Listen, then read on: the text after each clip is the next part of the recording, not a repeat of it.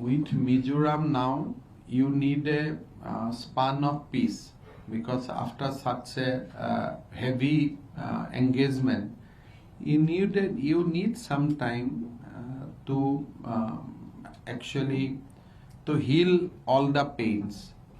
After that, you need to start some confidence building measures from both the side, and then you'll talk about some final resolutions.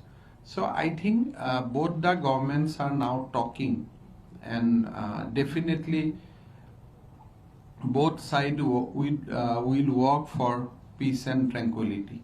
We do not want anybody to leave the land. Assam has no claim over any land. Assam has not asked for any land. So we are not asking for any land, and it is not question of them leaving the land, because we never in our history we have asked for any land from our border state.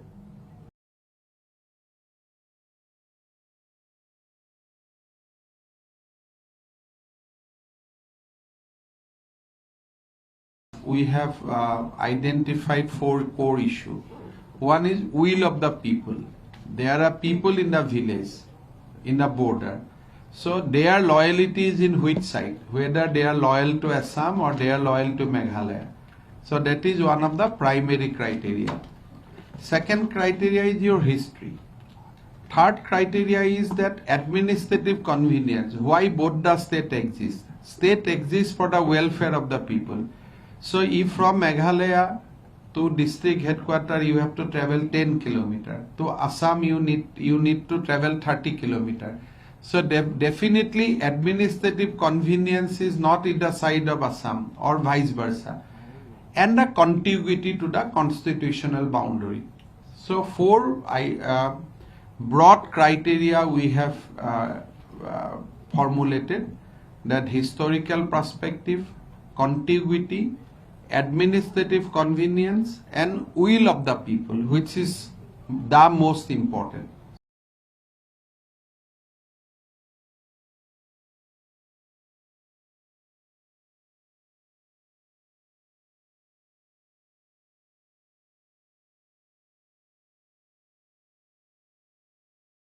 हमने अपनी position बड़ी clear की।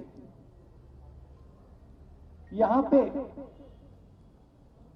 Full statehood वापस मिलना चाहिए, और जो लोकतांत्रिक प्रोसेस है जिसको हम इलेक्शन कहते हैं, फ्री एंड फेयर इलेक्शन होना चाहिए। हमने जब हमारी सरकार थी, हमने बहुत कोशिश की, अलग अलग प्रोग्राम हमने चालू किए, पंचायत के चुनाव करवाए, उड़ान का प्रोग्राम था, हम हिंदुस्तान के सबसे बड़े उद्योगपतियों को यहां यूनिवर्सिटी में लाए, कश्मीर के नौजवानों को हमने दूसरे स्टेटों में भेजा, और हम जोड़ने का काम कर रहे थे, प्यार से, भाईचारे के साथ, इज्जत के साथ। और उन्होंने उस प्रोसेस को चोट मारी, और मैं जानता हूं कि जम्मू कश्मीर के लोगों को दुख हुआ है, दर्द हुआ है, मगर मैं आपको यहां मेन मैसेज ये देना चाहता हूं कि मैं आपके साथ इज्जत का रिश्ता, प्यार का रिश्ता चाहता हूं।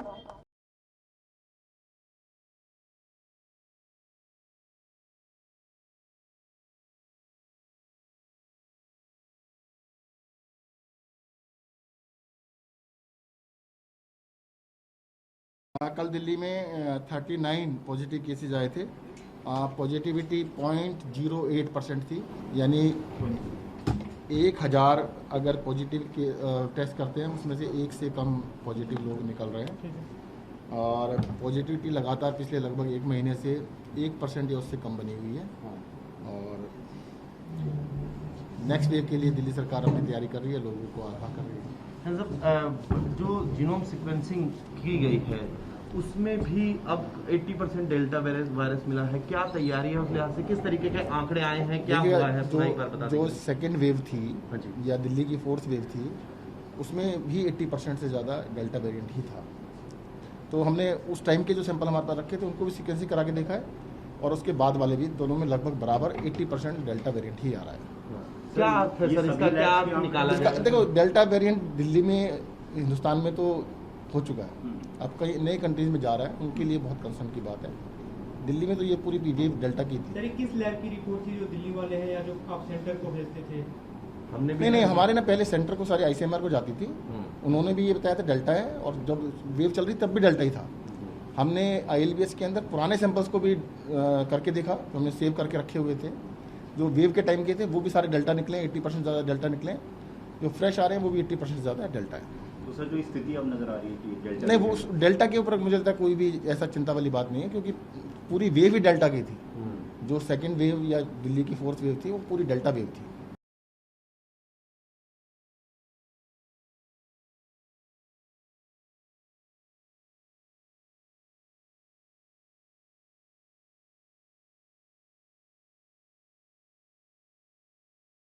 एक और मुख्य विषय यह है कि हमें on A continued basis analyse करना है कि कहां पर केसेस बढ़ रहे हैं, ताकि कंटेनमेंट से रिलेटेड एक्टिविटीज उन पर्टिकुलर डिस्ट्रिक्ट्स में, उन पर्टिकुलर प्रांतों में हम उतने ही सुदृढ़ तरीके से कर पाएं।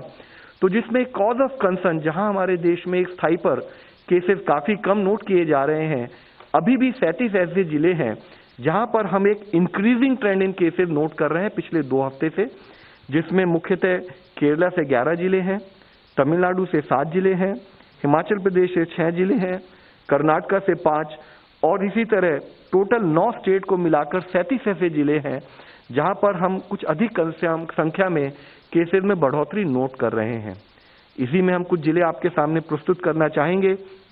जैसे मल्लापुरम में अगर हम देखें तो जहां 22 जुलाई के समय पर 2095 केसेस प्रतिरोज रिपोर्ट हो रहे थे, अब अगर 9 अगस्त के समय पर देखें तो वह बढ़कर 3757 केसेस प्रतिरोज के बेसिस पर रिपोर्ट होने लगे हैं। यानी कि जरूरी है उन प्रांतों में जहां पर अधिक संख्या में केसेस रिपोर्ट हो रहे हैं, वहां पर कंटेनमेंट एफर्ट्स, टेस्टिंग और जो हमारी ऑनगोइंग स्ट्रैटेजी है, test, track, treat and vaccinate पर, उसी को उतने ही सुदृढ़ तरीके से किया जाए ताकि हम केसेस को मैनेज कर सकें।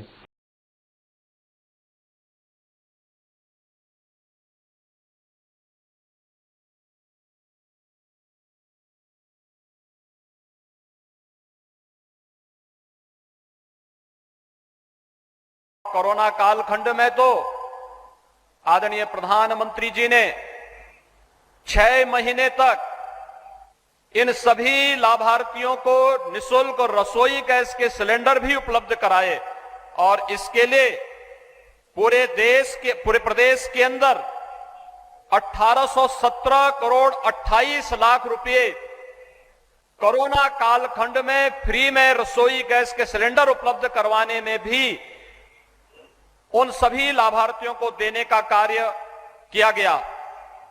मुझे आज आदरणीय प्रधानमंत्री जी, जब आप उज्ज्वला योजना के द्वितीय चरण का शुभारंभ कर रहे हैं, ये सचमुच नारी गरिमा और उनके स्वास्थ्य की रक्षा के साथ आपके द्वारा प्रदान किया गया एक उपहार है, और इसकी लोकप्रियता का अंदाजा इसी बात से लगाया जा सकता है कि सितंबर 2019 के 7 माह पूर्व ही 8 करोड़ लोगों को इस योजना का लाभ मिल चुका था, और उत्तर प्रदेश में लगभग 1.5 करोड़ परिवार इस योजना से लाभान्वित हो गए थे।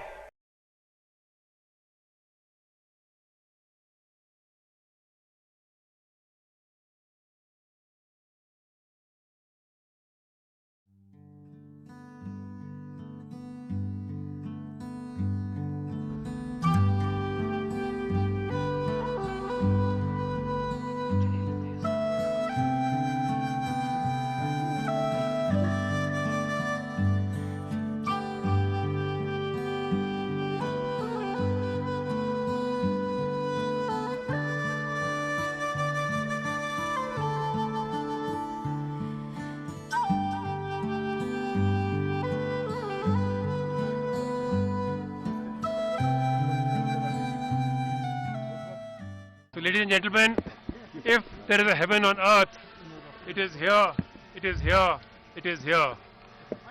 And what I want to tell the youth of Kashmir is कि कश्मीर बदल रहा है, Kashish बदलन. So therefore, I want the youth of Kashmir, the children of Kashmir, the future of Kashmir, to be part of this change that is happening in Kashmir.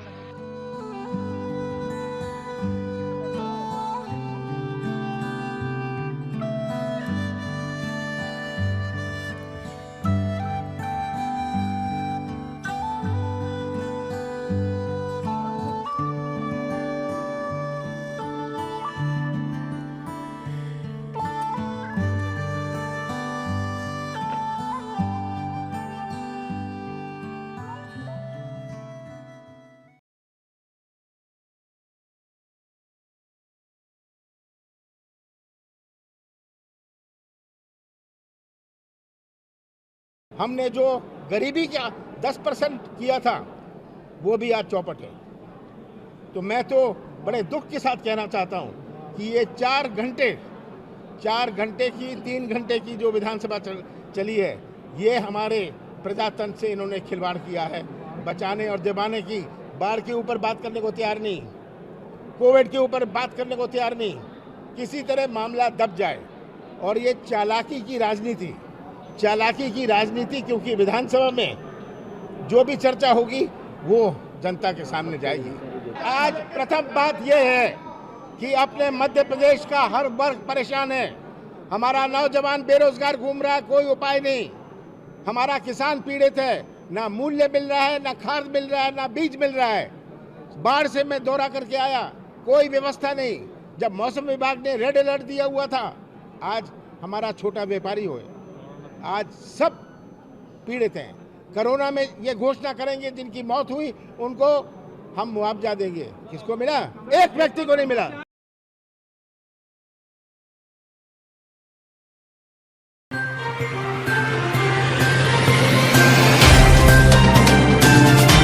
Subscribe now and press the bell icon. Never miss an update.